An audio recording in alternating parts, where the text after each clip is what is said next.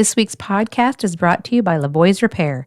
Lavoie's Repair is your place for trusted name brand tires and service. Your neighbors at Lavoie's Repair offer everyday low prices and expert service on tires for trucks, cars, farm, and heavy equipment. Infield tire service is available as well. We keep you moving. Call Lavoie's Tire in Tracy at 507-629-3008 today. Thank you for joining us for our 13th Headlight Herald podcast. And we are joined today, but before I give his name, I want him to say a little bit so we can test the audience and see if they recognize who it is. Go ahead. Yeah, good morning, good afternoon. How you doing? Happy Friday. Happy Friday. Oh, now you just gave it away. Of course, it is Greg Carlson, Mr. Tracy. Do people call you Mr. Tracy? I know your mom does at Kiwanis, and we laugh about it, but... My mom does. I don't think I'm quite worthy of that title. I think Con Retmer would be the only person worthy of that title. We'll get to that at the end here, and I'm glad you brought up Con because, you know, everyone knows Con and what he did with the Tracy show. But let's focus on you right now, Mr. Sure. Carlson, Mr. Tracy. Let's go. Let's start as we always do with our guests. Just give us a little bit about yourself and who is Greg Carlson. Yeah, born and raised here in Tracy, and literally was born in Tracy back when they still did births here. And, you know, I'm married to my wonderful wife, Christina. Nice plug. Good job. Been married here since 2007, so my Tracy math is right. That's, 18 years? So we have three kids, three boys. Nolan, who's a ninth grader, and Soren, a sixth grader, and then Bowden, who is a third grader. Other background on me, I went to college at Gustavus Adolphus there in St. Peter, and was on the football team there. And after college, Christina and I, we lived over in the Byron area and worked in Rochester, both of us here for a couple of years, roughly about 6 years or so, and had an opportunity to move back home here. And we both took it. You know, she's from Ballatin, so we both have family in the area, and wanted to make sure that we raise kids close to family, and that our kids had got to know their grandparents and great grandparents that are, I still have some of my grandparents that are still alive too. That we wanted them to make sure that they had a good relationship and got to know them, as we see a lot of value in that as well. So you got a lot of family right in the immediate area, don't you? Most of my family, including a good chunk of my cousins, are in the area. All of my grandparents were here. They've one lived in Slayton, one in Tyler. Now the one in Tyler is back living in Tracy, and aunts and uncles. Most of them are here as well. So yeah, it's a good chunk of family here. Okay, three boys. Yeah. How busy is Greg Carlson, the father, these days? The father. I tried to keep track of this at one time, and I just keep forgetting to update it. But I wanted to know how many practices I go to, how many games I go to, how many things I do of this, and I lost track of it. But I stay busy. There's no other way to put it. Understatement alert. Yeah, it used to be Wednesday nights were kind of our day to catch up on everything, but especially since school and youth group has now started, and we're bringing Nolan to that. Sometimes meetings that I have are on Wednesdays for different boards that I'm on. So there's not a whole lot of free time, which I prefer it that way. Christina's a little different than me. Yeah. I've always been kind of a busy person. I can remember when I was younger, I always wanted to, in high school, I wanted to go and do something. And I can remember my dad telling me one time, "Don't you just want to sit at home? Let's just stay home. Why don't you stay home tonight?" I said, "No, I can't do that. I don't want to do that." So I am by nature a busy person. I think I get that from my mother. What grade is Nolan in? Ninth grade. Ninth. Okay, so eventually, sooner rather than later, he'll be behind the wheel. Oh, he's got his permit. He does. That's terrifying. Well, Sometimes, yeah. I agree, but you're going to have another driver in the family. And I know Tara, when Brady got his license, that really helped with the other two. Yeah, oh, yeah. So it's kind of a bittersweet thing, but are you looking forward to getting Nolan going with and being the chauffeur? 1,000%. Probably the biggest one is the 6:45 lifting for football here, or the early football practices, and It's one thing to, make sure he's up, but it's another one to have to bring him to town and come back. And Both are hard though. I mean, It getting a kid is. up, a teenager out of bed. it is. And a teenager that claims, oh, I heard my alarm. I was just laying there waking up. No, you weren't. Get up. That's an old one. Yeah. Yeah, it'll be interesting, but the whole driving with your kid is, and Yeah. he's got at least some experience from, driving four wheelers or other things. He's not completely raw with that stuff, so that's a plus. But currently working on hard brakes and not as fast accelerations. So It's a process, Greg. It's been tricky. That double stop sign there by the old Dairy Queen. Yeah. We got a couple of those in town. Yeah, that intersection is tricky. And very first time we came up to that one, I was telling him, hey, there's two stop signs. You're gonna have to get cars coming from one direction, cars coming from another. They all have the right of way. Okay, yeah, I got it, Dad. Well, we get closer to that first one, and hey, slow down, Nolan. You might want to slow down. As we get even closer, stop. No, we're right in the middle of those two stop signs, and there's a car coming. I'm like, Oh, no. what are you doing? I thought that one was optional. No, stop sign really? is optional. He said that? Something like that, But kids, I think, need those wake-up calls. Hopefully, they don't result in a fender bender. Right. But they got to get those wake-up calls to learn. I mean, it's a learning process. I just hope that he drives more like his mother and not like his father. So Lead as foot far wise, as you mean? when I was younger, yeah, a little lead foot when I was younger. So three boys, very active. First of all, we'll get going a little later on some things, but let's stick with the family thing. And maybe you don't want to answer this, but three boys. Yeah. Did you see yourself with a girl, or are you? You love your kids, and really, Greg Carlson needs three boys because of your background in sports and stuff. But is there any part of you that said, "Well, I wish we would have maybe had a girl too"? Or Maybe, but I don't know what I would do with a girl. I had a brother growing up. I didn't have a sister or anything. So, and on my side of the family, my cousins, on my mom's side of the family, there's all boys. All of their kids are boys. Okay. So I mean, I had one cousin who was a female, but all of my cousins on that side have boys. So my brother's got two boys. yeah, James has three. Mallory's got two. Brian's got two. So it's all boys. so what's going on with that family tree? Is this just a thing? I don't know. I know. can't explain it. It's I don't know, but we've been blessed with boys, and I do have a niece. Christina's sister has a daughter, so I do have a niece, and you treat them a little differently. Yeah. That's for sure. Much more. I don't know if I want to say loving from that aspect of it, but I'm not a hugger. And, neither am I. and I get it. there's much more opportunities, if you'll say, for that. But Yeah. Well, girls are different. I raised a daughter. I've gotten to know Natalie, Tara's daughter, really well, and it is different.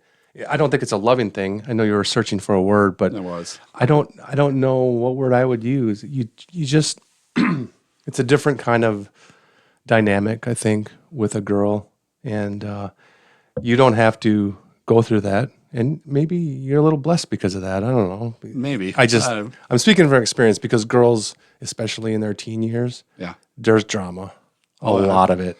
So, lady I used to work with, she's got three boys and a girl, and she would always jokingly tell me that she would have 1,000 more boys before she ever had a girl in those teenage years. So, I kind of believe it. And for me, I'm very much a drama-free person. I don't like any type of drama. Yeah. And I usually say, this is my drama-free box that I live in. If you're coming inside, I'm going to kick you out real quick. Really? I just don't. So I don't prefer to get caught up in it. I don't prefer to, spread my own drama. So is your house a drama-free zone? I don't know. Probably not. No, if I had to really think about it. I mean, three boys, right? I will ask Christina sometimes and be like, I don't ever think I was that that dumb or made a decision like that or whatever it is, but I probably did. But you were. Probably did. Yeah, we all are. We all make mistakes as kids. So with three boys, you do a lot of hunting. Talk to Some. me. Talk to me. Oh no, it's just some. I thought you were pretty avid in With all the other things going on, I probably don't do as much of it as I like. Same thing with fishing, right? Mm-hmm. I like fishing. I just don't have the exact time to do it, or I'd prefer to do something, use my time somewhere else. So maybe when I slow down a little bit, I can do a little bit more of that stuff. But deer hunting is one thing we do. I would like to do a little bit more pheasant hunting, especially with my kids too. That's what I was going to say. You want to get your boys. I mean, we all want the sport of hunting to continue and with generations down the road. Do you always bring your boys with you, or is this I'm going out with my buddies type thing? No, it's boys. I mean, family. When we were growing up, my brother and I, we'd hunt with my dad too. Okay. And it was usually just mainly us. We'd meet up with some other people eventually, but it's pretty easy when you live in the country and have access to, decent ground to hunt. Mm-hmm. It makes it a lot easier. So yeah, there's a lot of habitat around here that, I mean, whether it's pheasants or deer, geese, it's Southwest Minnesota. I mean, everyone calls it the pheasant mecca. yeah, Not South Dakota's got its own thing going, and it's pretty good too. But we got a lot of birds around here, don't we? we do, more than I think people realize. And we found out about those here. Oh, I don't know. We clipped a pheasant with one of our vehicles. And that's never fun either. But I do try to get out hunting. And, Soren is still pretty new, and he'll be getting his firearm certificate here within probably the next year. Okay. And but last year, I shot him. He came out with me, and I was up in a tree stand. He kind of was just below, and I did that with Nolan a little bit too, just to get him out there. And he actually tracked the deer down that I ended up getting last year, and was a big part of that. And of course, we kind of mess with them a little bit when you're cleaning them and taking the guts out. You either have to do this or this, one option, and we're just completely messing with them the whole time. So it's funny though with kids, right? Because you want to be quiet. Mm-hmm. You want to have them sit there nicely. I can remember when I had Nolan out there one time. One of the first times I had him out there, and he is just messing around with everything. Making noise. Yes. He's got a water bottle, and he's crunching it. Oh, God. And all of a sudden, I get his attention. I, motion, quiet. And then a little bit later, he's now peeling the label off of it. And, I mess with him too, though. I was up in a stand, and he was down below, and I had my water, and I would just drop a little water around him. Of course you did. And of course, he didn't know where it's coming from and didn't pick up on it for a while. But eventually later, we do see a deer. Mm-hmm.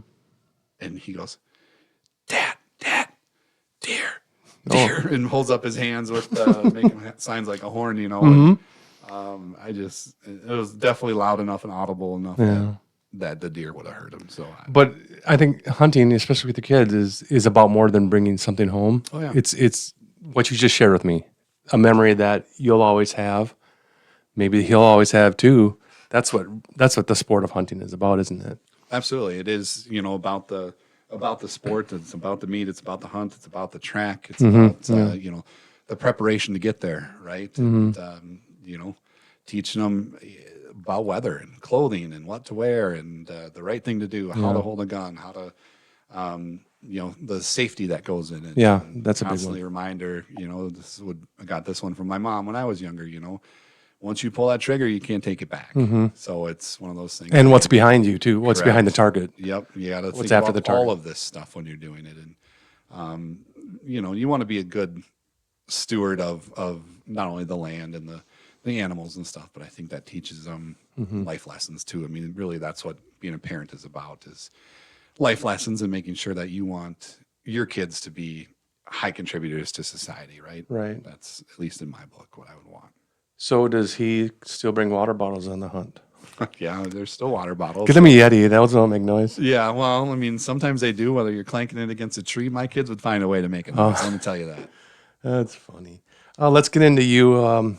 Aside from the family, you are Uber volunteer in town.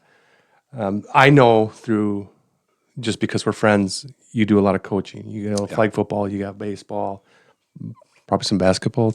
Yeah. Every sport, pretty much. Yeah. So I'll take my kids kind of through the elementary ages, and then after that, I'm more of a spectator, which is tough to go from coaching to spectating. I'm finding ways to make that better. I've played all three sports in high school, and my first love is baseball of the sports, and playing college football too. I think gives me a pretty unique background on some things too.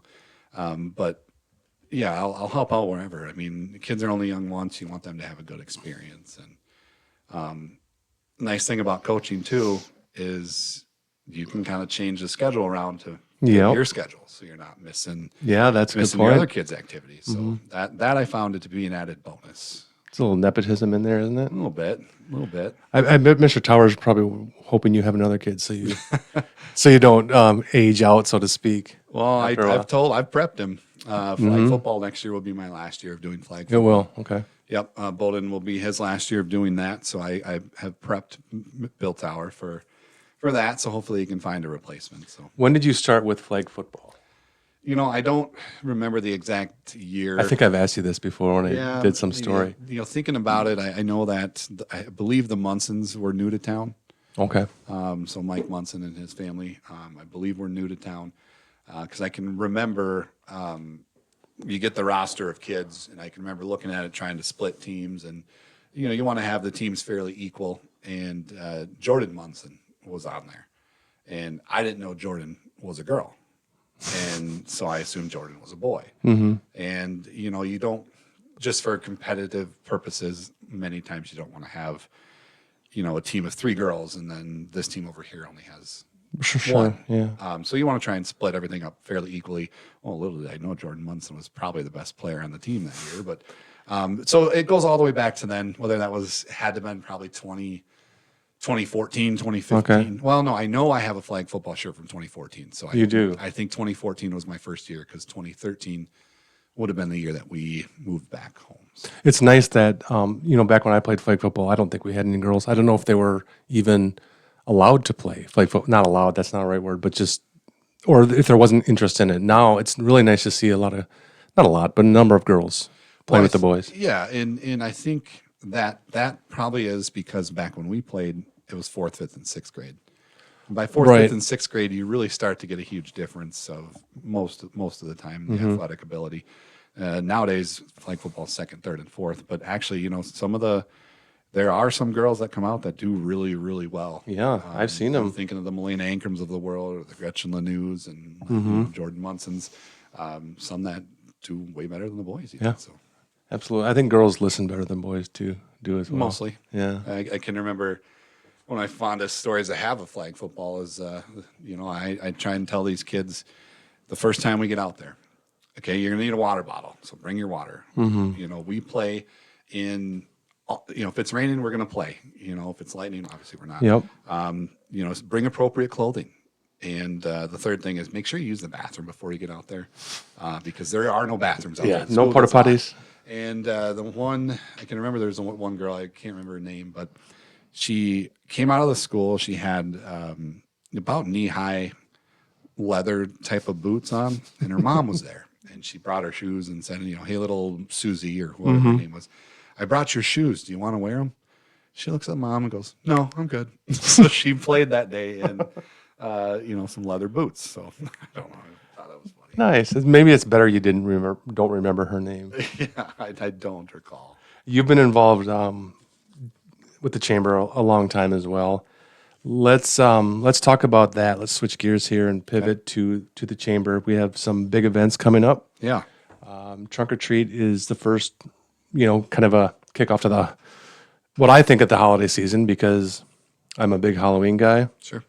I love Halloween. Tell us a little bit about Trunk or Treat. Yeah. Well, I do need, before I get into the details, Boba Fett, is he coming back? Boba Fett might make a return engagement. Okay. Yeah, I don't shoot things with my laser, or what do they call those things in Star Wars? The guns. Yeah, not a laser, but Blaster. There you go, Blaster. I'm going to shoot with my Nikon instead, but that was fun. I'm glad you asked that because it was super fun to be a part of it, and the kids were, crazy about it. The kids who loved Star Wars. Yeah.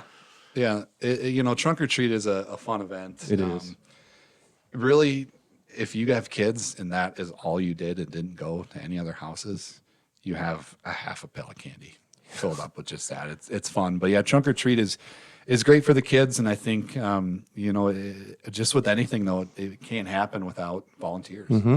It takes community members or organizations and everything else to make that go too. And if people listening out there want to help participate in that, they certainly can. Yeah. I definitely encourage you. And you talk about kids. Last year, the Headlight Tara had a count of 450 kids. Yeah, crazy. And it's nice in this day and age when parents are a little on edge about going out when it's dark, letting the kids go by themselves, which I don't think not many kids go by themselves anymore. No. In this day and age, you just can't. So I think trunk or treat is a great way to let kids experience something, but the parents have peace of mind. Sure. In a big way. So that's October 31st. Yeah. It's nice that Halloween's on a Friday this year. It is. And it starts at 5:30. Everyone is requested to have your trunks ready at 5:15, and that's in the Sanford parking lot. Yeah, be there, by 5:15, Yeah. just because the kids Or before. the kids start lining up about that time, and it can cause some issues just with vehicles moving in and out because we do try Right. and block the streets off as well for that period of time. So yeah, get there early. I'd urge everyone, whether you're an individual or just a person in the community that wants to see the kids dressed up for Halloween, or whether you're a business or organization, whatever it is, I encourage you to do that. Or maybe even better, as some parents that have some older kids that don't go trick-or-treating, their kids choose to participate in this and hand out candy to the younger kids. So that's a good thing to do. It's a great event. I know a lot of towns do it. Ballton does it, and Walnut Grove has their thing too. Milroy has a couple things going on. The real holiday kickoff in Tracy is November 29th.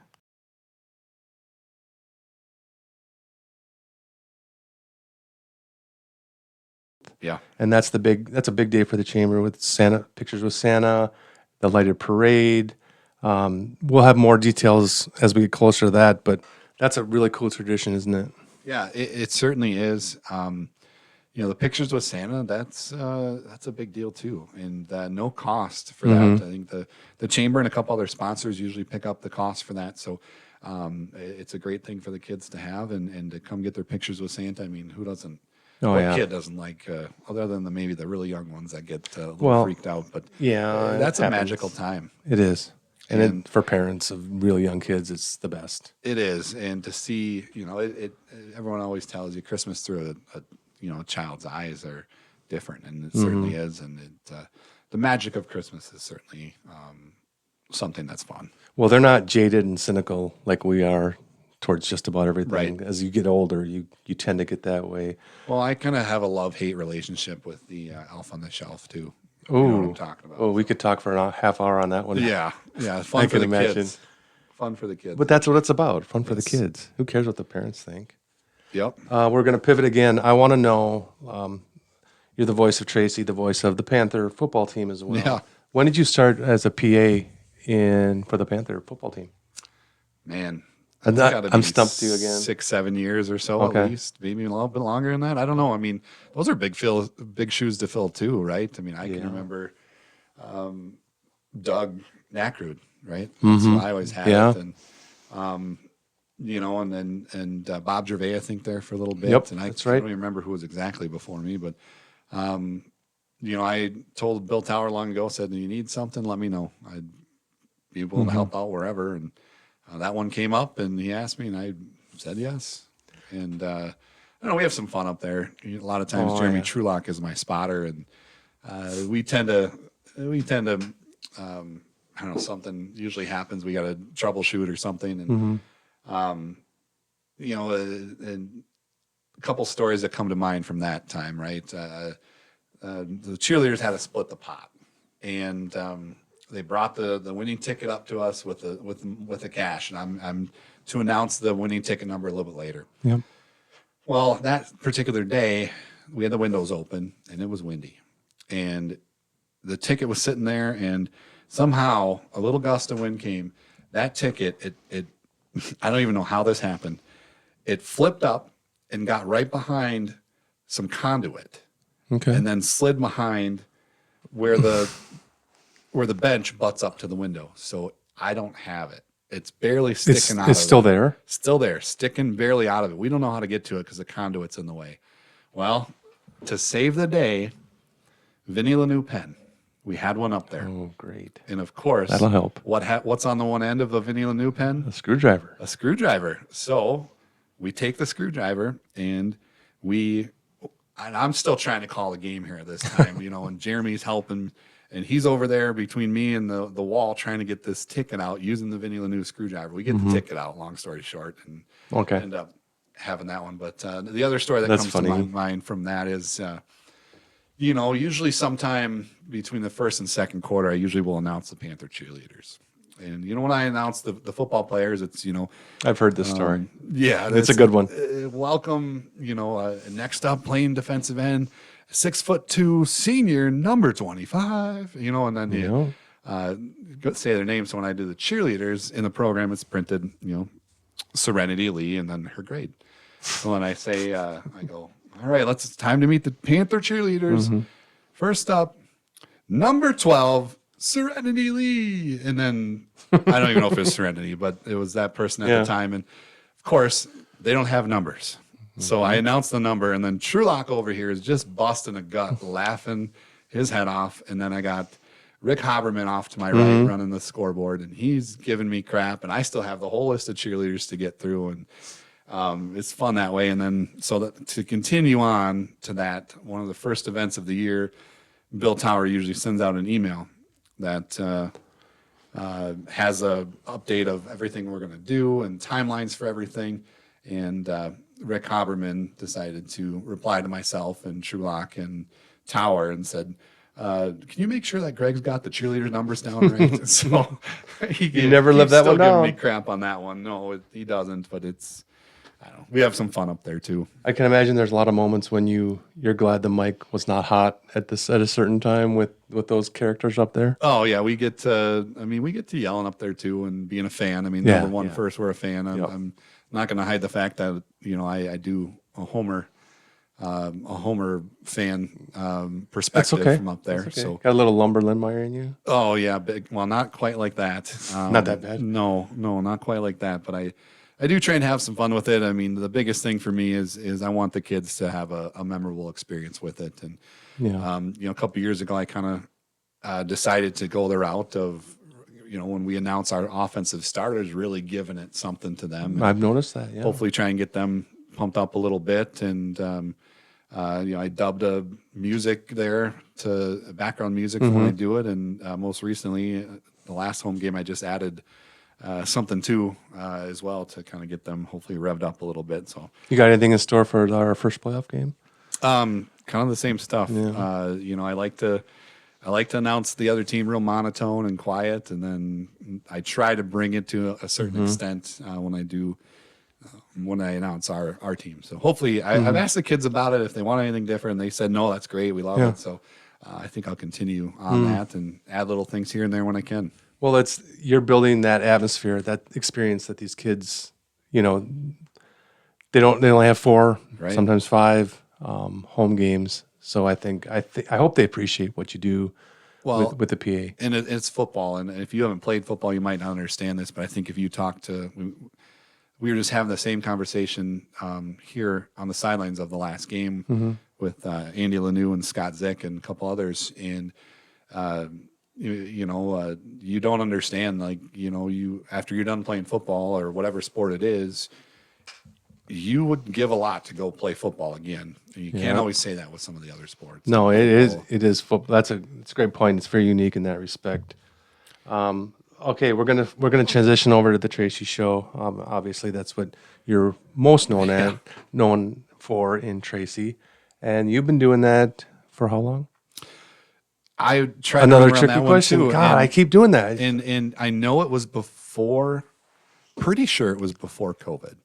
And I always kind of use that as a starting point because I believe I remember doing some of them from home when we when I had to stay home with my kids because there wasn't any school. So at least 6 years maybe, and that's come a long way too. And but I mean, really, Heath is the one that makes that work. He's just so easy to talk to, and him and I roll off of things really, really well with each other. And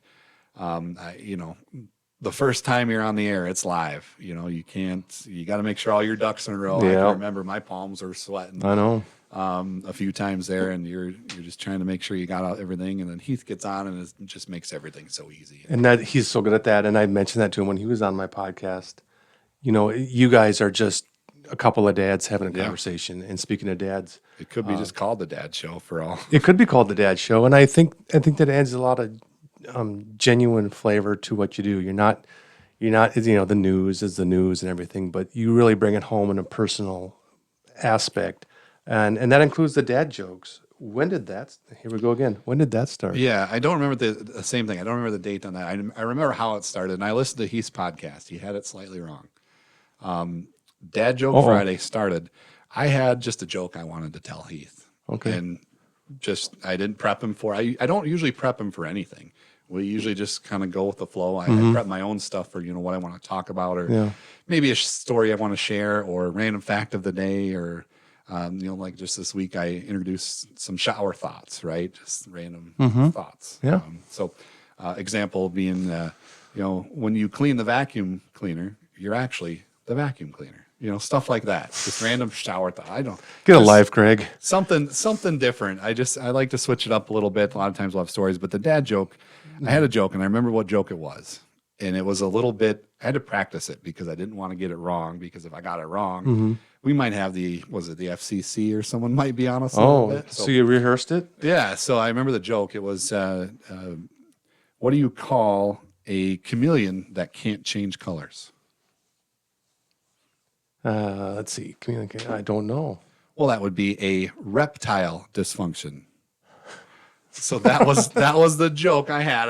I thought it was a funny one, and then the next week, Heath kind of messaged me after that and said, "That's pretty. Let's start doing those." Okay. And a little bit later, a couple weeks fly by, we're doing it, and then all of a sudden I get on, and here's an intro that Heath had queued up that I had no idea was coming, and I don't know. We have some fun with that, and you'd be so surprised at how many people will stop us. I bet. Or just say that they never miss a Friday. Or I had one person tell me that, and this is just people I don't even know. And sometimes, I get introduced by someone that will say, well, this is Greg Carlson. He's Dad Joke. Oh, you're the Dad Joke Friday guy. People I don't know. And I can remember one lady told me that she never misses a Friday. And there's a lot of people like that. My mother-in-law is a huge fan of it. She doesn't miss them. But one lady was telling me, yeah, I don't miss Dad Joke Friday.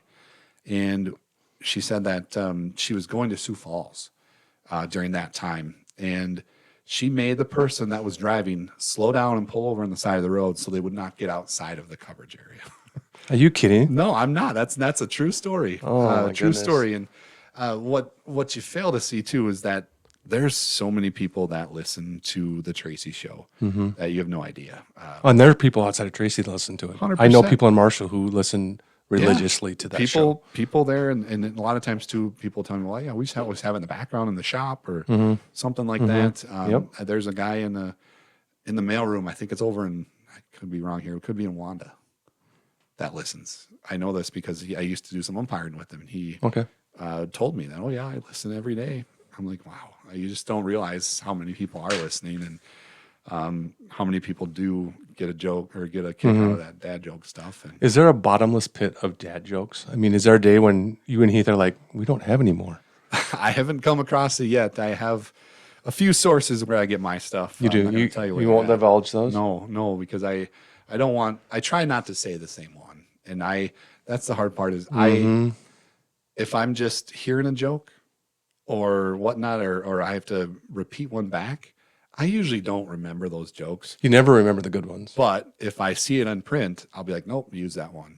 So I always try to find ones I don't use. And I know usually from my side of it, if there's good ones that week or not, or if they're average, or, I can kind of tell. And There are some ones that I've heard you guys say that there's really, really good ones, like you said, and there's some like I just don't catch on, but it's subjective. Yeah. People are gonna And like it or not. you have a pretty wide audience, right? And Yeah. most of the listeners are, you're not gearing to the 20-year-old listener. So you're gearing to, the 50-year-old listener. Yeah. Well, the 20-year-olds are too cool to admit they like it, but Right. deep down they're probably laughing about it. Right. So you have those two, and sometimes there's jokes. Like I said one today.